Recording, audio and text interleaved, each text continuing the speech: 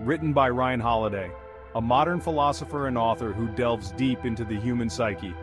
We all want to be liked. It's natural. From childhood, we are conditioned to seek approval from our peers, family, and society. We crave approval. We seek validation. In today's digital age, this need is amplified by social media, where likes and comments can dictate our self-worth. But this desire can trap us. It makes us slaves to the opinions of others. We start to measure our value based on external feedback. Think about decisions you've made based on what others might think. How many times have you hesitated, fearing judgment? Have you avoided speaking your mind? Did you agree to something you didn't want? These moments of compromise can accumulate, leading to a life that isn't truly yours. This is the fear of disapproval controlling you. It's a powerful force. It can make you second-guess your choices and stifle your true voice. It can hold you back from your true potential. It can prevent you from living a life true to yourself. The weight of others' expectations can be a heavy burden, but there's a way out, embracing the possibility of being disliked. This is not about being rebellious for the sake of it, but about prioritizing your own values. This doesn't mean being rude or inconsiderate. It means valuing your own judgment above the opinions of others. It means standing firm in your beliefs. It means having the courage to be yourself, even if it means not everyone will approve. True freedom comes from self-acceptance and the bravery to live authentically. The Stoics, ancient philosophers known for their wisdom, understood this well. They were masters of introspection and self-discipline.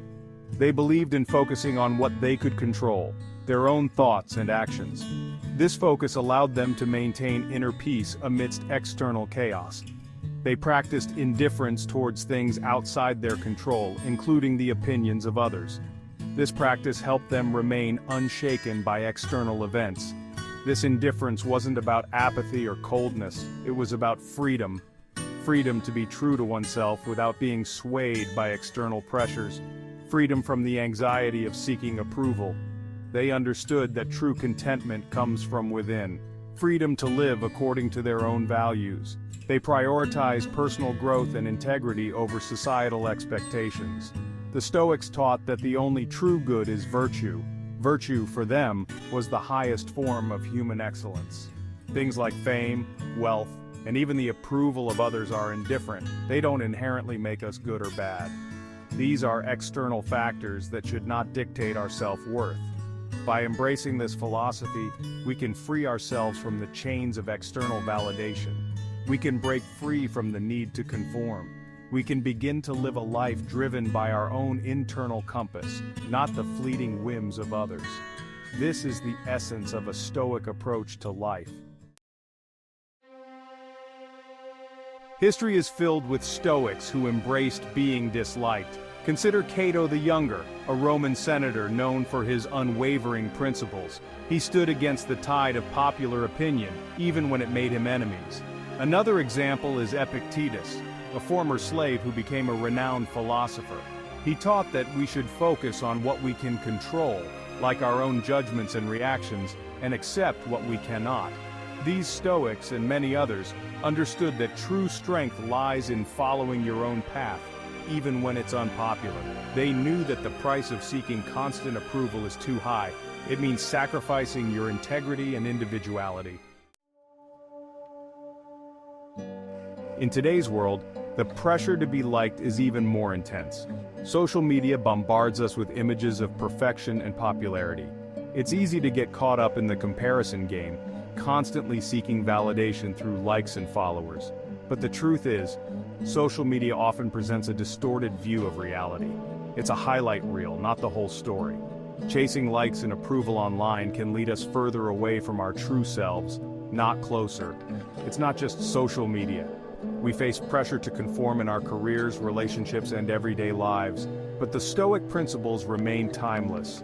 Focus on what you can control, your own actions, your own reactions. Let go of the need to please everyone. It's impossible and ultimately unimportant. Section 5. Embracing dislike: practical steps for daily life. How do we apply these ancient principles to our modern lives?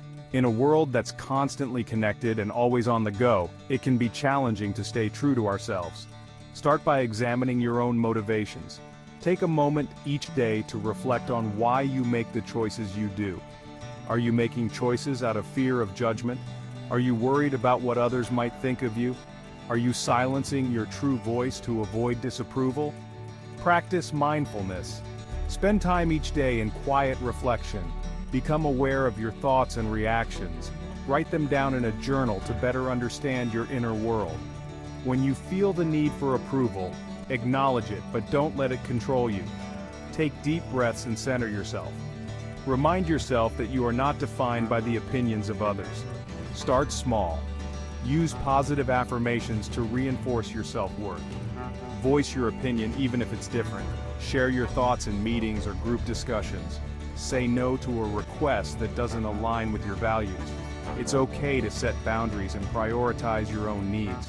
The more you practice, the easier it becomes. Over time, you'll find it easier to stay true to yourself.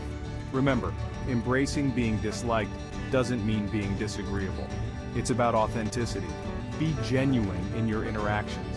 It's about living in alignment with your values, even when it's difficult. Stand firm in your beliefs and make decisions that reflect your true self. Section 6. Dealing with disapproval, maintaining inner peace. When we do embrace the possibility of being disliked, we're bound to encounter disapproval. People may not like our choices. They may criticize us. They may even reject us. This is where the Stoic practice of emotional resilience comes in. We can't control how others react to us, but we can control our own responses. We can choose to meet disapproval with grace and composure. Remember, someone else's anger or judgment often says more about them than it does about you. Don't take it personally. Don't let their negativity steal your peace. Instead, focus on maintaining your own inner equilibrium. Respond with kindness if appropriate. If not, simply disengage. You don't need to engage in every battle you're invited to. Section 7. The power of no setting healthy boundaries. One of the most powerful tools we have in embracing being disliked is the word no. Saying no is an act of self-respect. It's about protecting your time, energy, and values. When we constantly say yes to please others, we deplete ourselves and set a precedent that our needs are not as important. This can lead to resentment and burnout. Learning to say no gracefully but firmly is essential for setting healthy boundaries. It's about honoring your own needs and priorities. It's about recognizing that you can't please everyone, and that's okay. Section 8. Mental freedom, letting go of external validation. The more we detach ourselves from the need for external validation, the freer our minds become. We're no longer held captive by the opinions of others. We can think clearly and make decisions based on our own values, not on the fear of judgment. This mental freedom is incredibly empowering. It allows us to pursue our goals with more confidence and clarity. We're no longer limited by what others think we should do or be. This doesn't mean we become arrogant or dismissive of feedback. It means we learn to discern between constructive criticism and mere negativity. We take in what serves us and let go of what doesn't. Section 9. Personal growth through discomfort. Embracing being disliked often means stepping outside our comfort zones. It means challenging the status quo. It means standing up for what we believe in, even when it's uncomfortable. This discomfort, however, is where true growth happens.